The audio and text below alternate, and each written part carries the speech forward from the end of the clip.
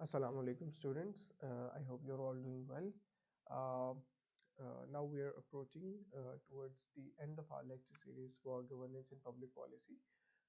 कुछ इम्पोर्टेंस की हामिल हमारी चीज़ें रह गई हैं जिनमें से एक बहुत इम्पोर्टेंट चीज़ आज हमने कवर करनी है which is the role of planning institutions in policy coordination. Policy coordination से मुराद policy making का process, policy implementation का process, वो सारे स्टेप्स जो पब्लिक पॉलिसी के साइकिल में हमने पढ़े थे उनमें से काफ़ी ज़्यादा चीज़ें जो हैं वो पॉलिसी कोऑर्डिनेशन में आती हैं। तो वो कौन कौन से रेलिवेंट इदारे हैं। ऑल्दो हमने जब पब्लिक पॉलिसी का साइकिल पढ़ा था तो हर स्टेप पे जो जो स्टेक होल्डर्स इन्वॉल्व होते हैं, चाहे वो पॉलिसी फॉर्मुलेशन में हो, चाहे वो पॉलिसी इम्प्लीमेंटेशन में हो, पॉलिसी इवैल्यूएशन में हो, ठीक है, पॉलिसी लिजिटिमेशन में हो, वो सारे हमने कवर किए थे। लेकिन आज के लेक्चर में हमने स्पेसिफिकली पाकिस्तान का जो फेडरल गवर्नमेंट का स्ट्रक्चर है, ठीक है, कॉन्स्टिट्यूशन के अकॉर्डिंग, रूल्स ऑफ बिजनेस जो फेडरल गवर्नमेंट के हैं उसके अकॉर्डिंग, उनमें वो कौन कौन से इदारे हैं, वो कौन कौन सी मिनिस्ट्रीज हैं, वो डिविजन्स हैं, ठीक है, वो कौन कौन सी इंस्टीट्यूशंस हैं, ब्यूरोक्रेटिक इंस्टीट्यूशंस, और उनके स्पेसिफिक रोल्स क्या हैं, वो हमने अब टू द पॉइंट स्पेसिफिक होकर रूल्स के अकॉर्डिंग जो है वो पढ़ने हैं कि अगर किस इदारे का अगर कोई रोल है तो वो कितना रोल है, वो अपने पावर्स और मैंडेट कहाँ से डिराइव करता है, उसकी कोऑर्डिनेशन किस दूसरे इदारे के साथ किस तरह से होती है, कोई कॉन्फ्लिक्ट आए तो उसकी रेजोल्यूशन कैसे होती है, वो अप्रूवल अथॉरिटी कौन सी है। ये सारी अब हमने थोड़ी सी स्पेसिफिक होकर जो चीज़ें हैं वो कवर करनी है इंशाल्लाह इस मॉड्यूल में, role of planning institutions in policy coordination में। So without further ado let's start.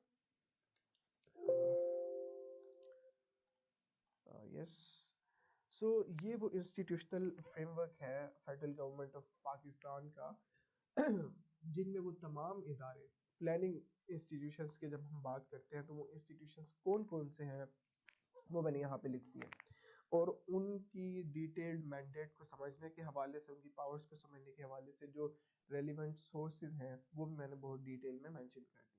तो सबसे पहला प्लानिंग इंस्टीट्यूशन जो पॉलिसी कोऑर्डिनेशन के हवाले से इंपॉर्टेंट है, that is of course the prime minister's office. इसकी पावर्स को समझने के लिए आप कॉन्स्टिट्यूशन के आर्टिकल 90 और रूल्स ऑफ बिजनेस का जो डॉक्यूमेंट है उसको रेफर करेंगे। रूल्स ऑफ बिजनेस में वाज़ेह करता चलूँ कि रूल्स ऑफ बिजनेस बुनियादी तौर पे rules of business of federal government है। ये फेडरल गवर्नमेंट ऑफ पाकिस्तान अपना डे टू डे बिजनेस जो है वो किन रूल्स के अकॉर्डिंग कंडक्ट करती है। ये आप सिंपल गूगल पर जाकर रूल्स ऑफ बिजनेस 1973 लिखिए, आपको एक पीडीएफ फाइल जो है वो टॉप पे ही नजर आ जाएगी। ये एस्टेब्लिशमेंट डिवीजन की जो वेबसाइट है वहां पर मोस्ट अपडेटेड वर्जन इस डॉक्यूमेंट का अवेलेबल है, ठीक है। कॉन्स्टिट्यूशन को तो फिर आप एक्सेस कर ही सकते हैं। दूसरा planning institution prime minister's office के बाद फेडरल गवर्नमेंट है, जिसकी मैंडेट को समझने के लिए भी आप कॉन्स्टिट्यूशन के आर्टिकल 90 को रेफर करेंगे। उसके बाद काउंसिल ऑफ कॉमन इंटरेस्ट है आर्टिकल 153 में, जो कि हम बहुत डिटेल में ऑलरेडी फेडरलिज्म इन पाकिस्तान के मॉड्यूल में कवर कर चुके हैं। फिर नेशनल इकोनॉमिक काउंसिल आर्टिकल 156, फिर हमारी डिफरेंट रेलिवेंट मिनिस्ट्रीज और डिविजन्स हैं जो कि रूल्स ऑफ बिजनेस में जिनका मैंडेट बहुत क्लियर करके लिखा गया। फिर एक सेक्रेटरीज कमेटीज है, ये भी रूल्स ऑफ बिजनेस में हम पढ़ेंगे क्या होती है। उसके बाद प्लानिंग कमीशन ऑफ पाकिस्तान है, then executive committee of national economic council है, और उसके बाद finally economic coordination committee of the cabinet. ये वो तमाम इदारे हैं, इंस्टीट्यूशंस हैं जो पाकिस्तान में policy making, policy formulation, policy implementation, policy evaluation के हवाले से अपना किरदार different stages of policy cycle में अदा करते हैं। तो इन सबको बारी बारी हम डिटेल में अब देखना शुरू करते हैं। सोर्सेज मैंने आपको अभी जिक्र भी किया था, मजीद डिटेल में मैंने यहाँ लिख दी है। ये वाला पर्टिकुलर टॉपिक करने के लिए प्लानिंग इंस्टीट्यूशंस का आपने इन चीज़ों को रेफर करना है, इन सोर्सेज को। कॉन्स्टिट्यूशन में से एक तो overall governance and public policy के टॉपिक के लिए भी बहुत ज़रूरी है, सिर्फ इस मॉड्यूल के लिए ही नहीं, ओवरऑल जिन जिन लोगों ने भी ये सब अडॉप्ट किया है उन लोगों के लिए प्रिंसिपल्स ऑफ पब्लिक पॉलिसी जो कि हमारे कॉन्स्टिट्यूशन ऑफ पाकिस्तान के आर्टिकल 29 से लेकर 40 तक दिए गए हैं, उनकी एक जनरल अंडरस्टैंडिंग लेना बहुत ज़रूरी है, ठीक है। ऑल्दो सिर्फ 11 हैं, अगर आप मेमोराइज कर लें, आपकी फिंगर टिप्स पे हो, ताकि आप रेलिवेंट रेफरेंसेस दे सकें जब जब उससे रेलिवेंट कोई पब्लिक पॉलिसी का क्वेश्चन आए तो बहुत अच्छी बात है। अगर फुली मेमोराइज नहीं भी कर सकते फिर भी ओवरऑल एक इनकी अंडरस्टैंडिंग लेना कि बुनियादी तौर पे कैटेगरीज क्या हैं इन प्रिंसिपल्स की, वो बहुत ज़रूरी है इस सब्जेक्ट के हवाले से। ठीक है, प्रिंसिपल्स ऑफ पब्लिक पॉलिसी क्या होते हैं? ये बुनियादी तौर पे वो गाइडलाइंस हैं, वो डायरेक्शंस हैं जो कॉन्स्टिट्यूशन ऑफ पाकिस्तान ने रियासत पाकिस्तान को, रियासत पाकिस्तान से मुराद हमारी federal government, local governments, provincial government सब हैं और बाकी तमाम इदारे, उनको दी हैं कि वो अपनी पॉलिसीज इन उसूलों को मद्देनजर रखते हुए बनाएंगे जो कि प्रिंसिपल्स ऑफ पब्लिक पॉलिसी में दिए गए हैं। ठीक है, इनका फंडामेंटल राइट्स के साथ डिफरेंस ये है कि फंडामेंटल राइट्स जो है वो लीगली इन्फोर्सेबल होते हैं, वो आप कोर्ट में जाकर क्लेम कर सकते हैं, अगर उनके वायलेशन हो तो आप कोर्ट में क्लेम कर सकते हैं कि मेरे साथ ज्यादती हुई है और कोर्ट उसकी बुनियाद पे एक्शन लेती है। वो अगर कोई एग्जेक्टिव या लीगल एक्शन पास किया गया है, कोई लॉ पास किया गया है जो फंडामेंटल राइट्स के अकॉर्डिंग नहीं है, तो कोर्ट उसको स्ट्राइक डाउन कर सकती है। लेकिन principles of public policy they are more like guidelines, ये लीगली इन्फोर्सेबल नहीं है। लाइक आप कोर्ट में जाकर ये नहीं कह सकते कि रियासत जो है वो देखिए उसने ये लॉ बनाया है, ये इस प्रिंसिपल ऑफ पब्लिक पॉलिसी के अगेंस्ट है। Like for instance principle of public policy तो ये कहता है जी कि उसमें फॉर इंस्टेंस अगर मैं कोई बात करूं कि औरतों के हवाले से जो है वो एक आर्टिकल मौजूद है कि रियासत पाकिस्तान औरतों के लिए जो उनके सर्कमस्टांसेस हैं वो फेवरेबल बनाने के लिए हर तरह के इकदाम लेने की जो है वो पाबंद होगी, उसे लेने चाहिए। ठीक है, ताकि जेंडर डिस्क्रिमिनेशन जो है उसको कम से कम जो है वो किया जा सके, ये कोई प्रिंसिपल जो है वो दिया गया है। ठीक है, अब ये इसकी बुनियाद पे आप जाकर कोर्ट में ये क्लेम नहीं कर सकते कि चूंकि ये इस प्रिंसिपल में बात की गई है और ये जो एक्शन हुकूमत ने लिया है ये इस प्रिंसिपल के जो है इन अकॉर्डेंस नहीं है, तो इसको स्ट्राइक डाउन करें, वो कोर्ट नहीं करेगी। ठीक है, हाँ अगर किसी फंडामेंटल राइट में ये लिखा गया है, ठीक है, कि there shall be no discrimination on the basis of sex, for instance मैं मिसाल दे रहा हूँ आपको, ठीक है, मैं हाइपोथेटिकल एग्जांपल्स ये दे रहा हूँ, अभी एग्जैक्ट आर्टिकल्स मुझे याद नहीं है, तो फिर आप उस फंडामेंटल राइट की बुनियाद पे जरूर वो क्लेम कर सकोगे कोर्ट में जाके कि उसको स्ट्राइक डाउन किया जाए। ठीक है, तो ये प्रिंसिपल्स ऑफ पब्लिक पॉलिसी और फंडामेंटल राइट्स के दरमियान जो है वो डिफरेंस है। ठीक है, उसके बाद आप दूसरा सोर्स पढ़ेंगे कॉन्स्टिट्यूशन के आर्टिकल 90 से 99 तक, जो कि फेडरल गवर्नमेंट और पाकिस्तान के एग्जीक्यूटिव ब्रांच को बहुत डिटेल में डिलिनिएट करते हैं, डिस्क्राइब करते हैं फेडरल गवर्नमेंट क्या है। ठीक है, कौन कौन से रेलिवेंट उसमें इदारे हैं, डिफरेंट उसकी पावर्स और थोड़ा बहुत प्रोसीजर्स के हवाले से भी वो बताती है। इवन ये जो रूल्स ऑफ बिजनेस हमने आगे पढ़ने हैं, ये भी कॉन्स्टिट्यूशन का I believe if I am not wrong article 99 है, इन दो आर्टिकल्स में से ही एक है जिसमें बेसिकली फेडरल गवर्नमेंट को ये रूल्स बनाने की इजाजत दी गई है कि आप अपना बिजनेस कंडक्ट करने के लिए डिटेल में ये रूल्स बना सकते हैं। उसके बाद फेडरल लेजिस्लेटिव लिस्ट पार्ट 1 और 2, इनको एक नज़र आपने ज़रूर देखना है, इनका डिफरेंस मैंने बहुत डिटेल में फेडरलिज्म इन पाकिस्तान का जो मॉड्यूल है वो क्लियर कर दिया हुआ है कि पार्ट 1 और पार्ट 2 में फ़र्क क्या है, काउंसिल ऑफ कॉमन इंटरेस्ट के साथ क्या लिंक है इसका फेडरल लेजिस्लेटिव लिस्ट का, तो आप ये भी ज़रूर देखिएगा। अगला सोर्स रूल्स ऑफ बिजनेस 1973, इसका मैं ऑलरेडी आपको बता चुका हूँ। इसमें बुनियादी तौर पे तमाम जो पाकिस्तान की फेडरल गवर्नमेंट की मिनिस्ट्रीज और डिविजन्स हैं, they have been given their respective mandates for policy formulation and implementation or evaluation, whatever the case may be। ठीक है, तो उसमें बहुत डिटेल में आपको ये सारी जो मिनिस्ट्रीज और डिवीजन्स हैं उनके रोल्स की क्लैरिटी हो जाएगी कि कौन से डिवीजन का क्या काम है, आपस में कोऑर्डिनेशन कैसे होती है और ये सारी चीज़ें बहुत डिटेल में करना ज़रूरी नहीं है।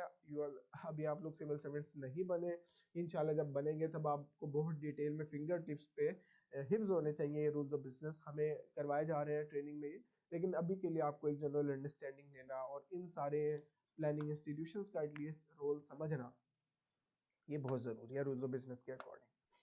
तो let's start with prime minister's office. Prime minister's office, prime minister as we know is the chief executive of the federation. ठीक है, ये कहाँ लिखा है? ये कॉन्स्टिट्यूशन के आर्टिकल 90 में लिखा है, जिसमें ये लिखता है कॉन्स्टिट्यूशन के द एग्जीक्यूटिव, और क्यों जरूरी है? डेफिनेटली क्योंकि पॉलिसी फॉर्मुलेशन इम्प्लीमेंटेशन हम बहुत डिटेल में पढ़ चुके हैं, जो हमने मल्टी लेवल गवर्नेंस इन पाकिस्तान का मॉड्यूल पढ़ा था कि एग्जीक्यूटिव ब्रांच का जो है उसमें क्या रोल है पॉलिसी के हवाले से कोऑर्डिनेशन के। तो जाहिर बात है चीफ एग्जीक्यूटिव का रोल है, it would be of paramount importance in this cycle. तो chief executive is the prime minister of the federation and article 90 states that the executive authority of the federation shall be exercised in the name of the president by the federal government. ठीक है, consisting of the prime minister and the federal minister. यहाँ आपको federal government की definition मिल गई है कि federal government prime minister plus federal ministers का नाम है, ये फेडरल गवर्नमेंट होती है. which shall act through the prime minister who shall be the chief executive of the federation. आपको ये भी पता लग गया इस आर्टिकल में कि प्राइम मिनिस्टर जो है वो फेडरेशन का चीफ एग्जीक्यूटिव है. अच्छा, ये जो यहाँ बात लिखी गई है कि authority shall be exercise in the name of the president, ये बेसिकली आपको पता है कि पाकिस्तान के पार्लियामेंट्री सिस्टम में प्रेसिडेंट का सेरेमोनियल रोल है, एक फिगर हेड है सिर्फ. तो एग्जीक्यूटिव अथॉरिटी ना बस नाम की एक्सरसाइज की जाती है प्रेसिडेंट के नाम पर. लाइक कोई भी एग्जीक्यूटिव डिसीजन लिया जाएगा ना, वो ऐसे लिखा जाएगा कि it is ordered by the president of Pakistan, this decision is being taken in the name of the president. लेकिन वो सिर्फ एक सेरेमोनियल बात है. एक्चुअल में जो उस पावर को wield करता है ऑफिस, वो प्राइम मिनिस्टर का ऑफिस है. और कॉन्स्टिट्यूशन के एक आर्टिकल में ये भी लिख दिया गया है कि प्रेसिडेंट अपनी पावर्स की एक्सरसाइज में प्राइम मिनिस्टर की एडवाइस पर एक्ट करने का पाबंद है. तो इस लाइन से कंफ्यूज नहीं होना कि प्रेसिडेंट के नाम पर एक्सरसाइज की जा रही है तो प्राइम मिनिस्टर चीफ एग्जीक्यूटिव कैसे हो गया. असल अथॉरिटी पीएम के पास ही है, जस्ट नाम प्रेसिडेंट के इस्तेमाल हो रहा है सेरेमोनियली. अदरवाइज प्रेसिडेंट जो है वो प्राइम मिनिस्टर की एडवाइस पर ही एक्ट करेगा. वेस्टमिनिस्टर जो सिस्टम है पाकिस्तान का, जो कि हमने ग्रेट ब्रिटेन से इनहेरिट किया, यहाँ का जो हमारा पार्लियामेंट्री फॉर्म ऑफ गवर्नमेंट है, इसमें basically prime ministers house is the power house of public policy making. सारी पॉलिसीज जो हैं उनकी गाइडलाइंस, डायरेक्शंस, वो इस ऑफिस से प्राइम मिनिस्टर की ओरिजिनेट होती है, क्योंकि वो हेड ऑफ गवर्नमेंट होता है, रूलिंग पार्टी का हेड होता है. ठीक है, जाहिर बात है कि उसके विजन के अगेंस्ट जो है कोई भी पॉलिसी नहीं बनाई जा सकती. और ये चीज सिर्फ थियोरेटिकल नहीं है, ये आपके रूल्स ऑफ बिजनेस के सेक्शन 5 में भी लिखी गई है कि no important policy decision shall be taken except with the approval of the prime minister. Exact आपको मैंने रेफरेंस भी दे दिया. तो आइडियली जो प्राइम मिनिस्टर का ऑफिस है, it follows the ruling party's manifesto for policy direction. Of course कि जो भी रूलिंग पार्टी होगी, लाइक आजकल पीटीआई है, तो डेफिनेटली उसका जो प्राइम मिनिस्टर है वो अपनी पार्टी के मैनिफेस्टो के अकॉर्डिंग, जो इलेक्शन मैनिफेस्टो इलेक्शन में आने से पहले सारी पार्टीज देती है, उसके अकॉर्डिंग ही कोशिश करेगा कि अपनी पॉलिसी बनाए. बट हमें सब पता है कि जो रियल पॉलिटिक्स होती है, रियल पॉलिटिक्स जिसे कहते हैं, उसमें डेफिनेटली आपको ऐसे डिसीजंस भी लेने पड़ते हैं which are not always in accordance with the party manifesto. लेकिन बहरहाल as a general rule party manifesto जो है वो एक डॉक्यूमेंट के तौर पर सर्व करता है, ब्लूप्रिंट के तौर पर सर्व करता है रूलिंग पार्टी के पॉलिसी इकदाम के लिए. ठीक है, प्राइम मिनिस्टर ऑफिस हमने कवर किया. उसके बाद हम फेडरल कैबिनेट पे आते हैं, जो कि अगला प्लानिंग इंस्टीट्यूशन है पॉलिसी कोऑर्डिनेशन के हवाले से. कैबिनेट क्या होती है जी, ये भी हमें रूल्स ऑफ बिजनेस बताता है. ठीक है, ये सारी चीजें रूल्स ऑफ बिजनेस में लिखी हुई है. Cabinet means the prime minister and the federal ministers, right. ये वैसे कॉन्स्टिट्यूशन में भी लिखा हुआ है, नहीं वो फेडरल गवर्नमेंट का लिखा हुआ था, सॉरी. ठीक है, ये इसकी डेफिनेशन हमें रूल्स ऑफ बिजनेस में मिलती है. Federal cabinet under the prime minister exercises the executive authority in the name of the president, जो कि हमने ऑलरेडी देखा पिछले आर्टिकल में. The members of the cabinet must be members of either house of the parliament. ये एक parliamentary system जो पाकिस्तान का है उसकी रिक्वायरमेंट है कि कैबिनेट के जो फुल टाइम मेंबर्स हैं उनका नेशनल असेंबली या सेनेट का मेंबर होना जरूरी है. अगर तो मेंबर्स नहीं है तो फेडरल कैबिनेट का फुल फ्लेज पार्ट नहीं हो सकते. Yes, prime minister dependent upon the situation advisers appoint कर सकता है, लेकिन उनका वो दर्जा जो है वो फेडरल मिनिस्टर के उस तरीके से फेडरल कैबिनेट का हिस्सा नहीं होते. वो फेडरल कैबिनेट की मीटिंग में बैठकर उसमें कैबिनेट मेजर्स जो कैबिनेट के सामने डिसीजन होते हैं उन पे वोटिंग नहीं कर सकते. वो एज एडवाइजर प्राइम मिनिस्टर से डेलीगेट की गई पावर को एक्सरसाइज जरूर करते हैं, लेकिन वो कैबिनेट का बहरहाल परमानेंट हिस्सा नहीं होते एडवाइजर्स जो है आपके. ठीक है, क्योंकि उसके लिए मेंबर पार्लियामेंट होना जो है वो जरूरी है. ये भी रूल्स ऑफ बिजनेस में लिखा गया है कि the cabinet shall be collectively responsible to the senate and national assembly. ये 18वीं तरमीम के बाद हुआ है, उससे पहले कैबिनेट की जो जवाबदेही है, रिस्पांसिबिलिटी सिर्फ नेशनल असेंबली के सामने होती थी, लेकिन 18वीं तरमीम के बाद कैबिनेट को एज अ होल पार्लियामेंट को अकाउंटेबल कर दिया गया है, सेनेट को भी और नेशनल असेंबली को भी. ठीक है, मतलब ये मिनिस्टर्स जो हैं जो सेनेट के होते हैं, नेशनल असेंबली के, वो इन हाउसेज में जाते हैं, वहाँ पे इनकी ग्रिलिंग होती है, क्वेश्चन आंसर सेशंस होते हैं, ये उनके जवाब देते हैं मेंबर्स के, हुकूमत के पॉलिसी इक़दाम को डिफेंड करते हैं, कोई रेलिवेंट अपनी मिनिस्टर से रिलेटेड बिल इंट्रोड्यूस करवाना हो वो करवाते हैं। तो इस तरीके से इनकी बहुत ज़्यादा एक्टिव कोऑर्डिनेशन पार्लियामेंट के साथ जो है वो चलती है। तो कैबिनेट जो है ये मैंने अभी बता भी दिया इसी में कि it serves as a link between executive and legislature, कि एग्जीक्यूटिव ब्रांच आपकी प्राइम मिनिस्टर प्लस कैबिनेट है जो कि जाहिर एग्जीक्यूटिव फंक्शंस निभा रहे हैं, लेकिन साथ साथ चूंकि ये लोग सब पार्लियामेंट के भी मेंबर्स हैं, तो पार्लियामेंट में ये जाकर वहां पे पॉलिसी मेजर्स को डिफेंड करते हैं, बिल्स इंट्रोड्यूस करवाते हैं, वहां पे जो उनकी ग्रिलिंग होती है, क्वेश्चन आंसर के जवाब देते हैं, उसके थ्रू ये एक लेजिस्लेचर के साथ भी एक्टिव लिंक जो है वो मेंटेन करते हैं। ठीक है, तो the total strength of cabinet shall not exceed 11% of the total membership of parliament. ये भी 18वीं तरमीम के बाद रिस्ट्रिक्शन लगाकर पार्लियामेंट में आपकी कॉन्स्टिट्यूशन में जो है वो लिख दी गई है। तो ये थी फेडरल कैबिनेट जो कि एक और इम्पोर्टेंट इदारा है। और अगर एक दो इम्पोर्टेंट बातें फेडरल कैबिनेट के हवाले से देखें कि पाकिस्तान में, अब देखें हमने बहुत डिटेल में पढ़ा था ब्यूरोक्रेसी का मॉड्यूल पढ़ते हुए, पब्लिक पॉलिसी साइकिल पढ़ते हुए, कि एट टाइम्स आपको पॉलिसी मेजर्स इंट्रोड्यूस करवाने के लिए अगर तो किसी पॉलिसी मेजर की लेजिस्लेटिव बैकिंग ना हो, रेलिवेंट लॉ उसके लिए एग्जिस्ट ना करता हो, तो बाज दफा नए लॉज भी पास करवाने पड़ते हैं। ठीक है, किसी पॉलिसी मेजर के लिए, लाइक उसके लिए फॉर इंस्टेंस कोई लीगल मैंडेट फ्रेमवर्क एग्जिस्ट नहीं करता, कोई रेलिवेंट इंस्टीट्यूशन एग्जिस्ट नहीं करता, उसके लिए बजटरी एलोकेशन नहीं हुई भी, तो उसके लिए आप एक लेजिस्लेटिव बिल जो है वो इंट्रोड्यूस करवाएंगे डेफिनेटली। ठीक है, तो हुकूमत जो बिल इंट्रोड्यूस करवाती है, फेडरल गवर्नमेंट यानी कि फेडरल कैबिनेट जो बिल अपने पॉलिसी मेजर्स के लिए पार्लियामेंट में इंट्रोड्यूस करवाएगी, they are called official bills. मतलब वो कैबिनेट ड्रिवन लेजिस्लेशन है जो कि पार्लियामेंट में पेश की जा रही है, हुकूमत वो बिल्स पास करवाना चाह रही है क्योंकि वो उसकी पॉलिसी मेजर्स के साथ जो है वो कंफर्म करते हैं और उसको बैकिंग प्रोवाइड करेंगे। इसके अलावा अगर कोई मेंबर पार्लियामेंट जो कि हुकूमत का मेंबर नहीं है, वो अपने ओन पे कोई बिल अगर पार्लियामेंट में इंट्रोड्यूस करवाता है तो वो नॉन ऑफिशियल बिल होता है, या इसे प्राइवेट मेंबर बिल भी कहते हैं। तो खैर ऑफिशियल बिल्स जो हैं, no official bill pertaining to a policy matter can be presented in the parliament without the prior approval of the cabinet। तो ये आपको लिंक समझ आया कि पॉलिसी कोऑर्डिनेशन में देखिए कैबिनेट का कैसे एक सेंट्रल रोल बन रहा है, कि कोई भी ऑफिशियल बिल जो हुकूमत ने पार्लियामेंट से पास करवाना है, जब तक वो कैबिनेट से अप्रूव नहीं होगा वो पार्लियामेंट में पेश ही नहीं किया जा सकता। और ये हमें कहाँ बताया गया है? ये हमें रूल्स ऑफ बिजनेस के सेक्शन 27 में बताया गया है कि जो रेलिवेंट डिवीजन है मिनिस्ट्री का, like for example ministry of power ने जी या मिनिस्ट्री ऑफ वाटर ने कोई पॉलिसी मेजर लिया है जिसके लिए उन्हें एक लॉ की जरूरत है, और वो मिनिस्ट्री ऑफ पावर या मिनिस्ट्री ऑफ वाटर ने वो पार्लियामेंट में इंट्रोड्यूस करवाना है। अब उसके लिए वो the division concern shall be responsible for determining the contents of the proposed legislation. पहले तो सारे कंटेंट्स बनाएगा उस लेजिस्लेशन के, उसको ड्राफ्ट करेगा in consultation with other division.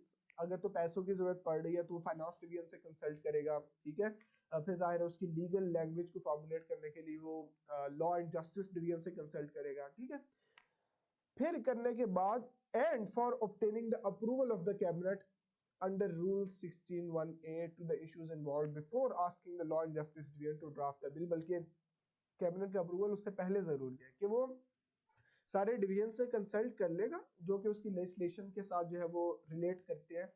अब उसने लॉ एंड जस्टिस डिवीजन को ये कहना है कि हमने प्रिंसिपल्स ऑफ लेजिस्लेशन डिटरमिन कर लिया, अब आप जरा लीगल लैंग्वेज में हमें एक प्रॉपर जो है ना बिल ऑफिशियल कानूनी जबान में वो तैयार कर दो। लेकिन लॉ एंड जस्टिस डिवीजन को कहने से पहले कैबिनेट से अप्रूवल लेना जो है उस डिवीजन के लिए, उस मिनिस्ट्री के लिए वो जरूरी है। ये रूल्स ऑफ बिजनेस ने आज कदगन लगा दी है।